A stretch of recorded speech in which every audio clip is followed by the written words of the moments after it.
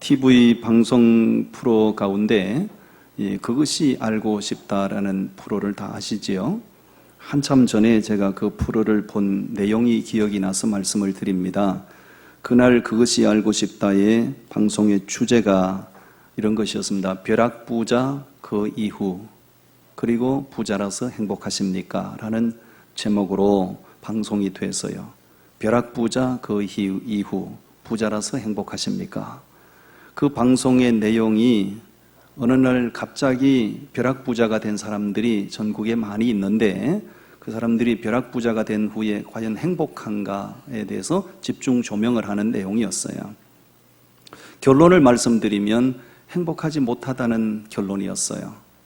몇 사람 소개를 방송에서 하는 걸 제가 기억을 하고 있는데, 한 기수라는 사람은 로또 복권을 샀는데 이분이 1등에 당첨이 돼서요. 그래서 170억의 거금을, 여러분 얼마에 당첨돼야 놀랍니까? 1등 당첨이 됐는데 170억, 1억 횡재를 한 겁니다. 근데 이 사람이 그 170억의 거금을 손에 쥐고 나서 행복했는가? 행복하지 못했다는 것이에요. 이 한기수 씨는 부부 금슬이 굉장히 좋은 사람이었습니다. 부부 사이가 굉장히 다정하고 좋은 사람이었어요. 그런데 그 170억의 당첨금을 받은 이후에 그걸 관리하는 문제 때문에 부부간의 갈등이 형성되기 시작했어요. 급기야는 그 갈등의 벽을 넘지 못하고 그 좋은 가정이 깨지고 말았죠. 이혼을, 가정이 파경에 이르고 말았어요. 벼락부자가 되는 것이 좋지 않은 것이지요. 그 다음에 양만철이라는 사람을 기억합니다. 이 사람은 충청도에서 아주 소작농으로, 그러니까 농사를 전형적으로 농사를 짓고 사는 사람이었어요. 근데 충청도에 세종시가 이제 들어왔잖아요. 세종시가 들어오면서 도시가 이제 조성이 되면서 토지 보상금을 받았는데 120억을 토지 보상금을 받은 거예요. 정말 땅값이 얼마 나가지 않는 그곳이었는데 도시가 형성되면서 그렇게 거금을 손에 쥐게 된 것이에요. 문제는 그 120억의 보상금을 받는 과정 가운데 이웃 사람들과의 반목이 형성된 겁니다. 이웃 관계가 굉장히 좋았던 사람이에요. 그런데 그 보상금을 받는 과정 때문에 이웃 관계와의 반목이 조성되게 되고 갈등 구조가 형성되게 되고 이웃이 다 졸지 원수가 돼버렸어요. 그것 때문에 양만철 씨가 마음이 굉장히 우울해졌습니다. 급기야는 우울증이 점점 깊어졌어요. 어느 날 농약을 먹고 자살을 해버렸어요. 여러분 120억이라고 하는 거는 이거는 평생 벌어도 벌지 못하는 거금인데 그 벼락부자가 된 이후에 그 삶이 완전히 다 파괴가 된 것이죠. 그 아들을 인터뷰를 한 내용을 기억합니다. 그 아들, 양만철 씨의 아들이 방송에 인터뷰한 내용을 기억합니다. 차라리 과거의 삶이 훨씬 더 행복했습니다 라고 고백하는 말을 들었어요. 부자가 되는 것은 누구나 다 바라는 것이고요. 아멘 하세요. 아멘 했어요. 여러분 부자 된 줄 알고 내가 기도를 할 건데 부자 되기를 바라는 건 누구나 다 원하는 거 아니겠어요? 그렇지만 부자가 된 이후에 그 부를 어떻게 관리하느냐에 따라서 행복한 사람으로 살 수도 있고요. 오히려 불행한 사람으로 살아갈 수도 있는 것이에요. 돈을 많이 버는 것은 누구나 다 바라는 것이고 돈을 많이 버는 것은 좋은 것이에요. 그렇지만 그 돈을 많이 번 다음에 그 가치를 모르고 그것을 관리를 못하면 그 많이 번 돈이 화가 될 수도 있는 것이고 재앙의 원인이 될 수도 있는 것이에요. 무엇든지 좋은 것은 좋은 것이지만 그 좋은 것을 관리를 못하면 좋은 것이 아니라 재앙의 근원이 될 수가 있는 것이에요. 오늘 제가 왜 이 말씀을 드리느냐 하면 하나님께서는 죄와 허물이 많은 우리들 가운데 정말 상상할 수 없는 너무 귀한 것들을 많이 주셨어요. 너무 좋은 것들을 많이 주셨어요. 돈으로 환산할 수 없는 것, 그죠? 물질 개념으로 환산할 수 없는 것, 너무 귀한 것들을 많이 주셨는데 우리가 하나님이 주신 것을 가지고 행복한 인생을 살아가시려면 하나님이 주신 것에 대한 가치를 아셔야 되고 그리고 하나님 주신 것을 잘 관리하셔야 하나님이 주신 것 때문에 행복한 인생을 살아갈 수 있는 줄로 믿습니다. 아멘. 오늘 세 가지, 우리가 뭘 관리의 책임을 다해야 되는지 세 가지를 함께 말씀을 전합니다. 첫 번째, 따라합시다. 받은 은혜. 여러분, 받은 은혜의 가치를 알고요, 받은 은혜를 잘 관리하셔야 돼요. 오늘 본문을 좀 보시겠습니까? 6절과 7절 말씀인데 우리 같이 읽어봅니다. 6절 7절 시작.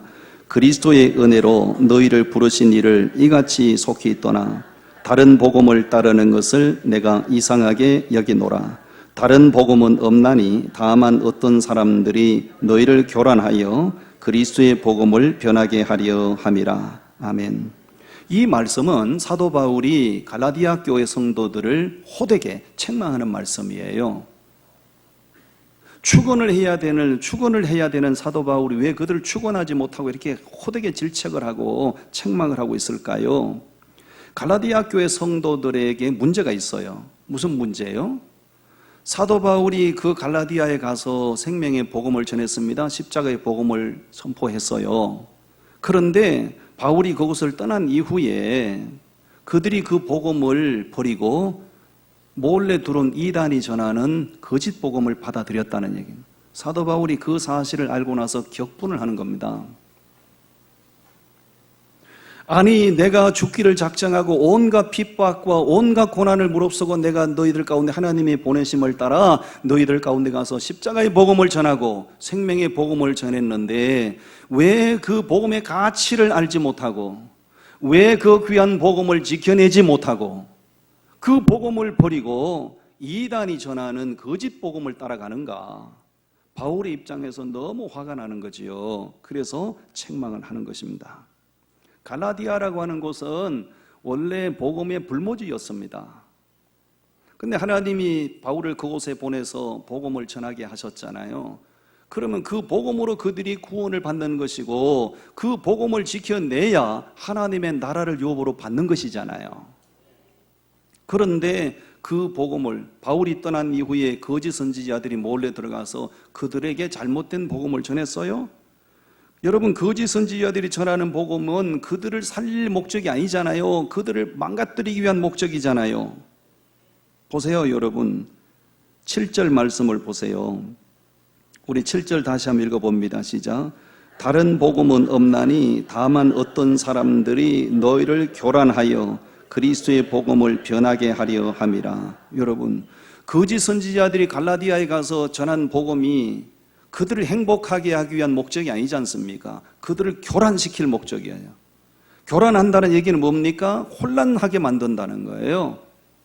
잘못된 것을 가르쳐 그들을 혼란하게 하고 그들을 복잡하게 만들어서 결국은 뭡니까? 그들을 하나님의 진노 가운데로, 저주 가운데로 가게 만드는 것이에요. 이들에 대해서 그들이 분별력을 가지고 어떤 말을 하더라도, 어떤 달콤한 말을 하더라도 그것을 거부하고 바울이 전하는 복음을, 가치를 알고 그걸 지켜냈어야 되는데 이단이 교란하는 말에 현혹돼서 참 복음을 버리고 잘못된 거짓 복음을 받아들여서, 이건 뭡니까? 하나님이 주신 은혜를 관리하지 못한 거예요. 은혜는 귀한 것입니다. 아무리 귀한 은혜, 아무리 좋은 은혜를 받아도 그것을 귀한 줄 모르고 지켜내지 못하면 아무 소용이 없습니다. 갈라디아 교회 이런 갈라디아 교회 성도들을 보고 사도 바울이 너희들 참 어리석도다 이런 말을 해요. 어리석도다. 자, 8절 말씀을 보십시오. 우리 8절을 다 같이 읽어봅니다.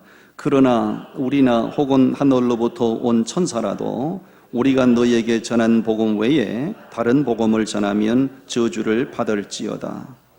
사도 바울이 전한 복음은 그들을 생명 얻게 하는 것입니다. 그들 하나님의 자녀 되게 하는 것입니다. 천국으로 안내하는 것입니다. 그런데 거짓 선지자들이 전한 복음은 뭡니까? 그들을 교란하여 그들을 저주 가운데로 인도하는 거예요. 이런 일들이 오늘 우리 가운데도 있을 수 있습니다. 누가 어떤 말로, 달콤한 말로 우리를 현혹하더라도 우리는 분별을 해야 되고, 십자가의 복음, 참된 복음이 아니면 어떤 달콤한 말로 우리를 현혹하더라도 그거는 거부해야 되고, 생명의 복음을 붙들고 생명의 복음을 지켜내야 되는 것이죠. 이게 받은 은혜를 관리하는 것입니다. 아무리 귀한 것을 받았어도 그 가치를 모르고 제대로 관리를 못하면 아무 소용없어요. 하나님께서는 우리에게 돈으로 환산할 수 없는 엄청난 은혜를 주셨어요. 우리가 복음을 받았다, 그 복음으로 구원 얻었다, 엄청난 은혜입니다. 이 은혜를 소중함을 아시고 잘 관리하시기를 바라요. 이솝 우화에 보니까 이런 얘기가 있더군요. 사냥꾼에게 쫓기는 사슴 이야기가 나오더라고요. 지난번에도 말씀드렸죠. 이솝 우화는 메시지가 있는 이야기입니다. 사슴 한 마리가 사냥꾼에게 쫓기게 생겼어요. 쫓겼어요. 사냥꾼은 그 사슴을 사냥할 목적이죠. 사슴이 얼마나 다급하게 도망을 가다가 어디에 피할까, 어디에 숨을까 하다가 보니까 칡넝쿨이 이렇게 있어요. 칡넝쿨 속에 사슴이 들어가서 숨었어요. 사냥꾼이 그걸 모르고 그것을 지나쳐서 갔습니다. 한참 후에 칡넝쿨 속에 숨었던 사슴이 안도의 한숨을 쉬고 나와서 정신을 차리고 보니 얼마나 쫓겼던지 시장기가 돌고 배가 고파요. 뭘 먹을까 둘러보다가 칡넝쿨을 뜯어먹기 시작했네요. 정신없이 칡넝쿨을 뜯어먹고 있는데 지나쳐갔던 사냥꾼이 되돌아오면서 칡넝쿨을 뜯어먹고 있는 사슴을 사냥을 해서 잡아갔다 전설 따라 삼천리. 이 이야기 속에 메시지가 있는 거 아닙니까? 칡넝쿨이 자기를 사냥꾼에게 잡히지 않도록 보호해 준 거잖아요. 그런데 그 위기를 넘긴 다음에 칡넝쿨을 배고픔을 못 이겨서 칡넝쿨을 뜯어먹었어요. 그러다가 결국은 사냥꾼의 밥이 되고 말았다는 얘기죠. 우리에게 주는 메시지가 뭡니까? 아무리 귀한 은혜를 받았어도 그 은혜에 대해 가치를 모르고 그 은혜에 대해서 감사하는 마음이 없으면 우리에게 은혜는 아무것도 유익하지 못해요. 여러분, 은혜를 받은 사람은 은혜의 가치를 아셔야 됩니다. 하나님께서는 우리에게 태산 같은 은혜를 주셨어요. 죄 때문에 영원히 망할 우리에게 십자가의 복음을 전하여 듣게 하시고 그 복음의 주체이신 예수 그리스도를 믿음으로 구원받은 것, 이것이 하나님의 은혜인 줄로 믿습니다. 우리의 구원은 공로로 된 거 아니지 않습니까? 우리의 노력으로 얻는 거 아니지 않습니까? 십자가의 복음을 믿음으로 구원받는 거잖아요. 하나님의 은혜입니다, 여러분. 그것뿐이겠습니까? 우리가 살아가는 이 시대가 얼마나 좋은 시대를 우리는 살고 있습니다. 저는 인생을 그렇게 오래 살지 않았지만 우리 선조들이 살던 시대는 험악한 시대였습니다. 일제시대 아픔이 있었습니다. 6.25 동족상잔의 아픔이 있었습니다. 우리는 그런 아픔의 시대를 다 피하여 이 살기 좋은 시대를 태어나게 하시고 이 좋은 시대를 살아가게 하셨어요. 아멘. 은혜입니다, 여러분. 여러분, 우리 이웃의 북한을 보십시오. 여기서 38선 넘어간 우리 동족 살고 있는 북한인데 거기 무슨 신앙의 자유가 있습니까? 거기 무슨 예배의 자유가 있습니까? 거기 무슨 우리 마음대로 인터넷을 볼 수 있습니까? 마음대로 언론을 접촉할 수 있습니까? 거기가 생지옥이잖아요. 우리가 그 땅에 살지 않고 이렇게 여러분 신앙의 자유를 마음껏 누리고 살아가는 것, 이것이 바로 하나님의 은혜인 줄로 믿습니다. 좋은 교회에 소속하여 신앙생활하게 된 것도 하나님의 은혜죠. 아멘. 저는 전국에 많은 교회를 다닙니다. 이청의 다락방 같은 교인들 10명 정도 되는 개척교회도 다닙니다. 수천 명, 수만 명 모이는 출석하는 교회도 다닙니다. 그렇지만 저는 우리 교회가 제일 행복한 교회라고 생각해요. 아멘. 이게 거짓말이 아니라고요. 제가 미국에서 목회할 때 윤석전 목사님이 집회 오셨다가 저를 발견하고요. 너무 놀래가지고, 제가 한 해 선배거든요. 윤석전 목사님. 제가 직속 선배예요. 제가 설마 거기 있는 줄 모르고 오셨지. 너무 반갑기도 하고 놀래서 아시아나 항공 티켓, 왕복 티켓 다 끊어주대요. 왔더니 오리동에 있더군요. 교회가 어마어마하더군요. 가보니까 자기 딴에는 선배인 나를 배려한다고 자기가 다 웬만한 사람은 부교역자들 시켜서 안내를 하는데 자기가 직접 다 안내를 해주대요. 이야, 어마어마하대요, 예배당이. 그렇지만 나는 그 교회 가서 행복하다는 생각을 못했어요. 나는 우리 교회가 행복해요. 아멘. 여러분, 그러니까 내가 행복한 목회자예요. 내 교회가 제일 좋다고 생각하니까 내가 행복한 목회자예요. 어디 가봐도요, 서울도 가보고 부산도 가보고 대구도 가보고 대전도 가보고 제주도도 가보고 다 가보지만은 우리 교인들만큼 이쁜 사람들이 없어요. 아멘. 솔직히 인물은 거시기하지만 이쁘단 말입니다. 왜? 제가 담임 목사이기 때문에 우리 교인들 보면 이뻐요. 아멘. 이게 립 서비스가 아니란 말입니다. 아니, 내 교회가 행복하고 내 교인들이 이쁘다고 생각해야 내가 행복한 목사지. 저만 그렇게 생각하는 건 짝사랑이고 착각이잖아요. 여러분도 그렇게 생각을 하셔야 된다 이거죠. 어디를 다녀봐도 우리 교회만큼 좋은 교회가 없다고 생각하셔야 되고, 사방팔방 둘러봐도 우리 목사님 같은 분은 없다고 생각해야 되고, 그래야 나도 착각하고 여러분도 착각하고 가보시기로 착각해야 이게 행복한 겁니다. 여러분 맞으시죠? 예. 여러분, 하나님이 좋은 것을 주셨으면 그 좋은 것에 대한 가치를 아셔야 되고 그것을 소중하게 여기고 잘 관리하셔야 된다. 아멘입니까? 받은 은혜를 잘 관리하시기를 바랍니다. 두 번째는 우리가 관리의 책임을 다해야 될 게 있어요. 따라합시다. 시간. 하나님이 주시는 시간을 잘 관리하셔야 돼요. 에베소서 5장 말씀을 우리 같이 보겠습니다. 에베소서 5장 16절부터 18절까지 말씀,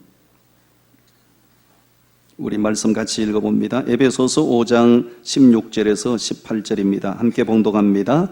세월을 아끼라, 때가 악하니라. 그러므로 어리석은 자가 되지 말고 오직 주의 뜻이 무엇인가 이해하라. 술 취하지 말라. 이는 방탕한 것이니 오직 성령으로 충만함을 받으라. 아멘. 세월을 아끼라고 말씀합니다. 세월을 아끼라는 말씀 속에는 시간을 낭비하지 말아라, 시간을 헛되이 소비하지 말아라, 그런 의미가 있는 것이에요. 시간은 하나님의 창조물입니다. 시간의 주권은 하나님께 있습니다. 시간은 하나님의 것입니다. 아멘. 사람들이 잘 모르는 것이 있어요. 사람들이 모르는 것이 있어요. 하나님이 시간의 주인이라는 사실을 사람들이 잘 몰라요. 시간이 하나님의 피조물이라는 것을 사람들이 잘 몰라요. 그러니까 시간 개념이 없거나, 그러니까 시간을 함부로 낭비하게 되는 것이에요. 시간은 하나님의 것입니다. 시간은 하나님의 피조물입니다. 시간은 우리 것이 아니라 하나님의 것이에요. 이것이 분명하셔야 시간을 허비하지 않습니다. 이것이 분명하셔야 시간을 헛되이 낭비하지 않습니다. 하나님께서 이 귀한 시간을 창조하셔서 우리에게 매일매일 필요한 시간들을 제공해 주고 계시지 않습니까? 근데 이 시간을 우리가 함부로 낭비하거나 헛되이 우리가 허비하면 하나님의 마음이 안타까우시죠. 이렇게 한번 가정해 보실까요? 부모님이 너무 귀한 재산을 모아서 자식에게 물려줬다고 가정합시다. 그러면 그 자식이 부모가 물려준 재산을 귀한 줄 모르고 허랑방탕하면, 헛되이 낭비하면 부모님의 마음이 안타깝겠죠. 하나님도 마찬가지 아닐까요? 하나님은 우리에게 매일매일 귀한 시간들을 우리에게 제공해 주시는데 그 시간의 가치를 모르고 그 시간을 함부로 허비 낭비하면 하나님의 마음이 안타깝지 않을까요? 시간 개념을 가지고 사셔야 되고 시간을 잘 선용하셔야 됩니다. 할렐루야. 아멘. 우리는 시간에 대해서 청지기 의식을 가지고 시간을 사용하셔야 돼요. 청지기는 어떤 사람이 청지기입니까? 주인의 것을 맡아서 선하게 관리하는 사람은 청지기라고 그래요. 시간은 하나님의 것입니다. 우리 하나님이 주신 시간을 우리는 청지기 의식을 가지고 시간을 잘 활용할 줄 아는 사람이 되어야 할 줄로 믿습니다. 절대 방탕하게 살면 안 돼요. 시간을 허비하면 안 돼요. 게으르고 나태하게 살면 안 돼요. 무계획적으로 살면 안 돼요. 계획성을 가지고 철저하게 시간을 허비하지 않는 삶을 사셔야 됩니다. 아멘. 여러분, 시간을 함부로 낭비하는 것은 하나님의 마음을 불편하게 하는 거예요. 매일매일 잠자는 것도 전문 의사들이 방송에 나와서 하는 얘기를 들었어요. 모든 사람이 하루에 6시간만 자면 활동하는데 아무 지장이 없대요. 6시간만 자면 아무 지장이 없대요. 근데 잠은 자보면 잘수록 늘어나거든요. 7시간 자면 8시간 자빠져 자고 싶고, 자빠져 자는 게 욕이 아닙니다. 자빠져야 잔다 그 얘기입니다. 예. 7시간 자고 나면 8시간 자고 싶고, 8시간 자고 나면 9시간 자고 싶고, 잠은 잘수록 늘어나는 겁니다. 그 불필요한 겁니다, 여러분. 불필요한 겁니다. 6시간만 수면을 취하면 생활에 아무 지장 없어요. 더 이상 자는 건 낭비하는 겁니다. 어제 저녁에 몇 시간 주무셨나 물어보세요. 조용하게 물어보세요. 몇 시간 주무셨나? 시간을 허비하면 안 돼요. 나 진짜 어제 저녁에 오늘 여러분 앞에 자백하고 하나님 앞에 회개합니다. 그러면 축구 때문에 내가 지난 밤에 내가 진짜 목사가 새벽에 일어나가지고 TV 틀어놓고 나는 솔직하기 때문에 양심에 끄리낌이 있으면 얘기를 해야 돼요. 오해는 하지 마세요. 내가 목사가 주일 새벽에 일어나가 축구를 볼 사람은 아니지요. 그런데 하나님의 역사인지 마침 그 시간에 화장실 갈 마음을 주셔가지고 일어났어요. 화장실 갈 생각으로 일어났는데 갑자기 생각이 나는 거야. 하도 전날 밤에 몇 시에 축구 중계한다고 떠들어대가지고 그게 메모리가 돼 있었던 모양이라 나도 모르게 리모컨을 가지고 안 켜야 되는데 켰다 이 말입니다. 킨 김에 또 봐야 되잖아요. 보다 보니까 내가 안 봤으면 1대0으로 이길 건데 내가 보는 바람에 3대1로 졌단 말이야. 얼마나 미안하고 내가 양심의 가책이 되든지. 목사가 주일 새벽에 일어나가 TV를 틀어가지고 TV를 축구를 보고 있으니 이길 리가 있나 이게. 나 때문에 우리 대표님이 졌나 싶어가지고요 영 마음이 거시기해요. 여러분들이야 뭐 그냥 집사님들이야 그럴 수 있죠. 목사가 이게 새벽에 일어나가지고 이게 뭐 하는 짓이냐 이게. 이게선 모르겠는데 3대1로 지고 나니까 멍해가지고 아침에 일어나니까 이게 완전히 몽롱해가지고 이거 말이에요. 그 일부 예배는 완전히 죽 썼어 오늘. 시간을 헛되이 보낸 거예요. 헛되이 보낸 거예요. 예. 여러분 고대 헬라의 오림푸스 신전에 가면 크로노스 신상이 있거든. 몇 번 여러분 보여드렸을 거예요. 크로노스 신상은 시간의 신이잖아요. 이 신상을 보면 특이하게 생겼다. 양발에 바람날개가 달려 있습니다. 손에는 날카롭고 예리한 칼이 들려 있습니다. 앞머리는 무성합니다. 뒷머리는 대머리입니다. 너무 괴상망측하게 생긴 이 크로노스 신의 의미가 뭐냐, 뭘 뜻하느냐 이거예요.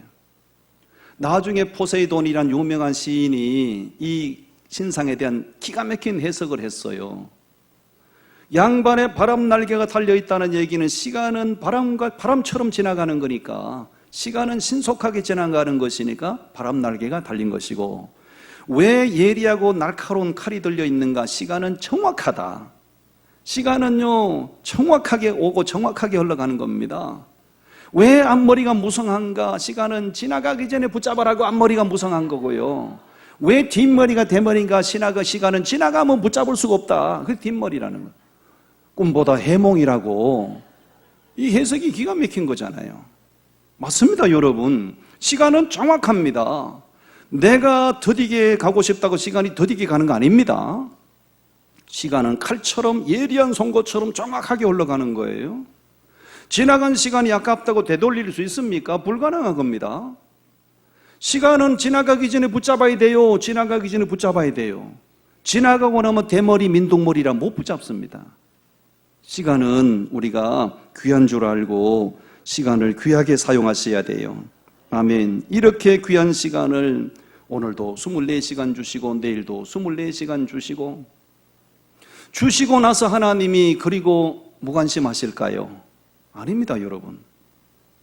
매일매일 우리에게 동일하게 24시간 주시고, 하나님은 우리가 느끼지 못하는 가운데 우리가 시간을 어떻게 선용하고 어떻게 사용하는지 하나님은 철저하게 주목하시고 철저하게 감독하신다. 아멘입니까? 시간을 낭비하면 안 돼요. 오늘도 하루는 24시간입니다. 일주일은 168시간입니다. 1년은 8760시간입니다. 시간을 낭비하지 마십시오. 시간을 귀하게 사용하셔야 돼요. 아멘.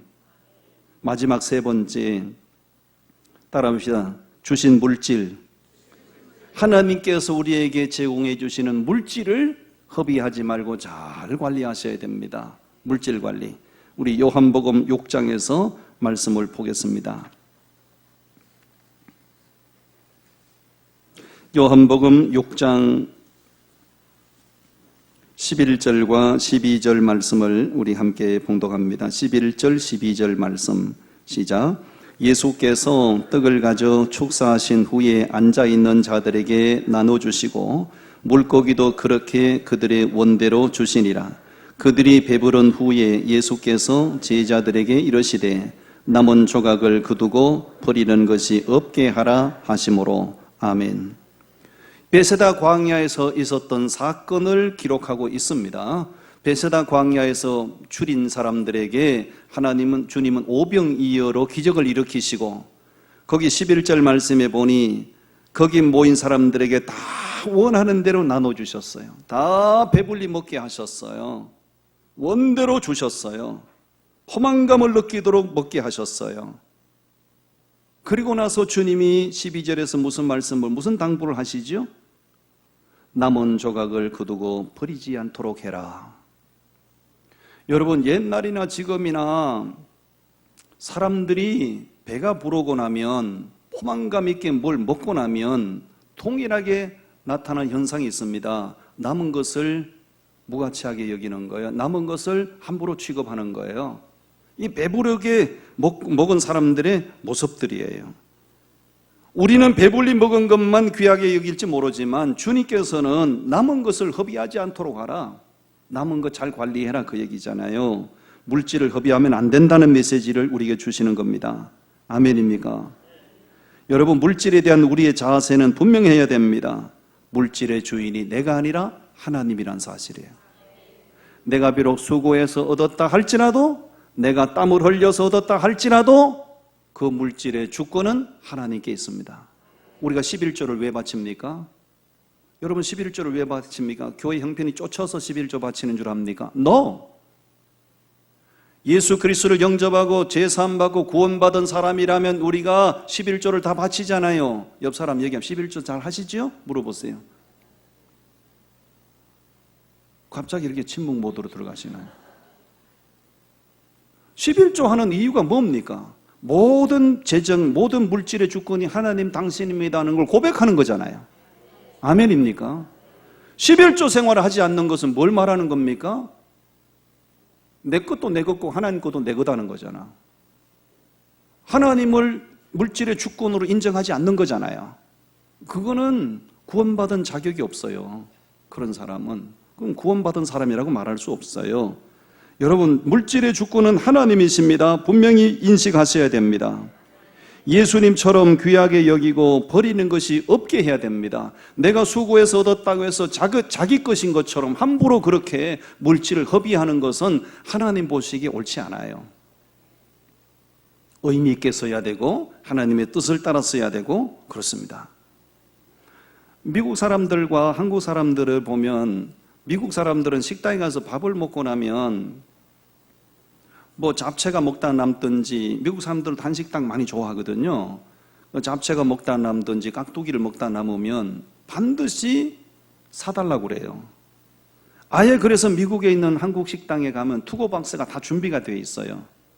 투고박스가 오목조목하게 되어 있거든요. 그 먹다가 남은 건 잡채가 남으면 잡채하고 깍두기 담아 다 해서 딱 덮어가지고 가져가거든요. 한국 사람들은 먹다 그냥 막 버리는 경우가 많잖아요. 이건 좋지 않아요. 남으면 다 사가지고 가서 집에서 함께 다시 먹는 거. 음식을 낭비하지 않는 이런 태도는 참 좋은 것 같습니다. 아멘.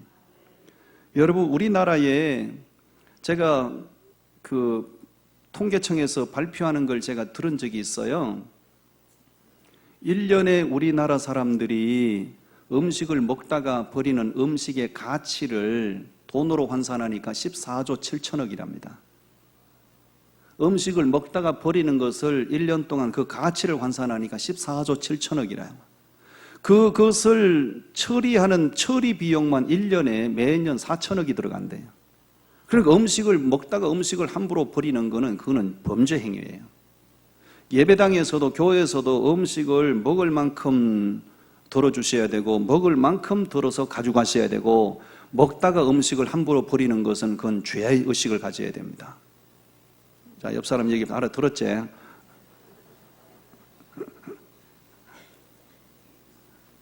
제가 오래전에 원주에 가면 가나안 농군학교가 있어요.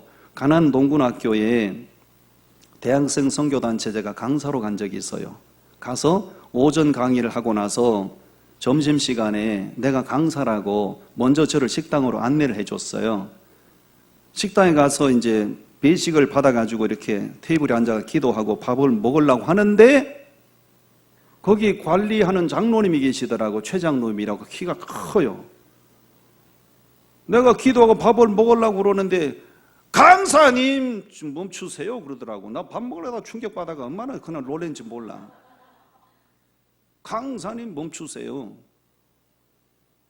뭐 왜 그러시는데요? 그랬더니 여기 8명 앉아서 밥을 먹어야 되는데 강사님 혼자 앉았는데 혼자 8명 먹는 테이블에 혼자 앉아 먹으면 됩니까? 나머지 7명 오도록 기다리라는 거예요. 나 진짜 그날 쪽팔려 죽는 줄 알았어요. 그래가지고 기도하고 먹으려다가 너 그래 무안해가지고 앉아있는데 7명이 왔어요. 그럼 먹으면 되나 했더니 그게 아니에요. 여기는 가나안 농군학교이기 때문에 가나안 누구든지 대통령 아니라 대통령 할아버지가 와도 가나안 농군학교의 수칙을 지켜야 된다는 거예요. 그러면서 최 장로님이 딱 와가지고 자기가 선창할 때니 주먹 쥐고 두 손 들고 따라하세요. 복창하세요. 4가지를 선창하시더라고요. 4가지. 첫째, 4시간 일하고 한 끼 밥 먹자. 이게 첫 번째. 4시간 일하고 한 끼 밥 먹자. 둘째, 일하기 싫거든 먹지도 말자. 셋째, 돈 버는 재주가 없거든 서는 재주도 없어야 된다. 넷째, 밥알 한 톨에 7,000명. 밥알 한 톨에 7,000명. 3가지는 알겠는데 밥알 한 톨에 7,000명을 모르잖아요 내가. 그래서 장로님 밥알 한 톨에 7,000명이 무슨 뜻인가요? 그랬더니 설명해 주시는 거예요. 우리나라가 5천만 민족이지 않습니까? 하루에 3끼 밥 먹지 않습니까? 5천만 민족이 하루 3끼 밥 먹는데 밥그릇에 밥알 한 톨씩만 묻혀내면 그걸 다 끌어 먹으면 7,000명 먹여 살릴 수 있다 이거. 야, 내가 설명을 듣고요. 이게 가나안 농군학교 정신이구나. 가나안 농군학교 정신이 바로 이거구나. 자, 우리 한번 따라합시다. 오른손 주먹 쥐고 제가 선창할 때 내가 최장로가 된 거예요. 내가 선창할 때니 여러분이 강사가 된 거예요. 예. 첫째가 뭐라고 그랬어요? 내가 4시간 일하고 그럼 여러분 한 끼 밥 먹자 해야 돼. 4시간 일하고 일하기 싫거든 돈 버는 재주가 없거든 밥알 한 톨에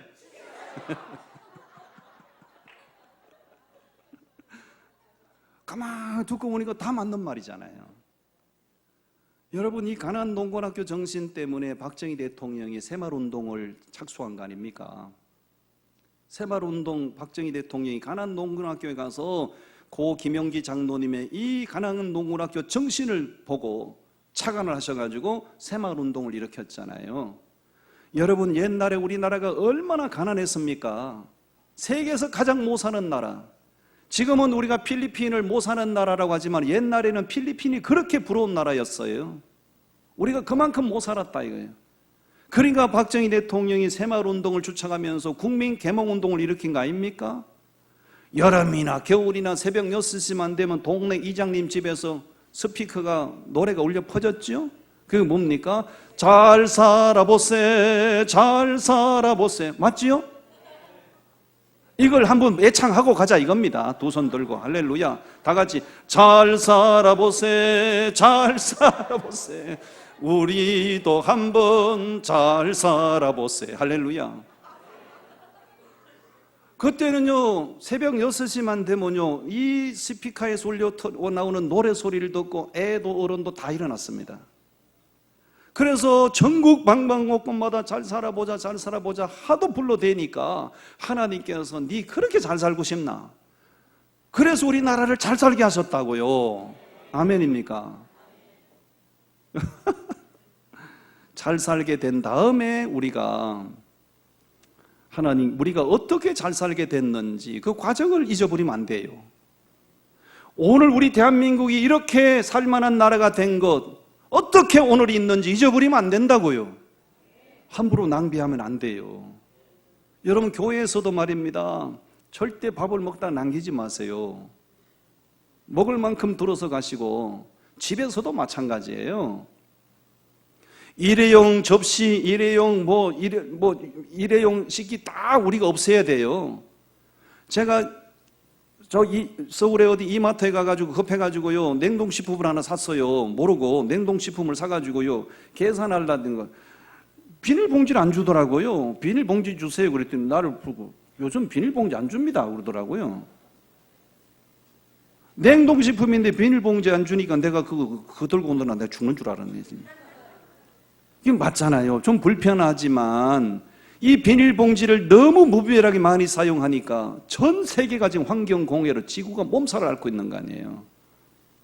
우리 물질의 가치를 알고요, 물질을 낭비하고 허비하는 일이 없어야 될 줄로 믿습니다. 우리가 다 먹고 사는 것이 걱정 없게 된 역사가 그렇게 길지 않아요. 찢어지게 가난한 비참한 시절이 있었어요. 우리 가까운 이웃 북한 동네만 보시라고요. 인민들이 이번에도 그렇게 먹고 살기 힘든다고 우리가 자꾸 살을 몇만 톤 보내줘야 된다고 난 참 이해가 안 돼. 그 핵무기 만드는 걸 갖다 인민들 먹이면 살리면 될 건데. 그렇잖아요? 아니, 핵무기 만드는 걸 갖다가 인민들 먹이면 살리면 될 건데, 그 핵무기 만들면 다 만들고 우린 또 못 먹는다고 갖다 주고, 이게 뭐야 이게 도대체가. 내가 대통령을 하든지 뭘 하든지 이게 수를 내야지. 우리 오늘 말씀을 잘 기억하세요. 하나님이 주신 은혜, 하나님이 제공해 주시는 시간, 하나님 우리에게 주시는 물질, 이거 소중한 줄 알고요, 잘 관리하는 저와 여러분이 되시기를 바랍니다. 기도하겠습니다. 하나님 아버지,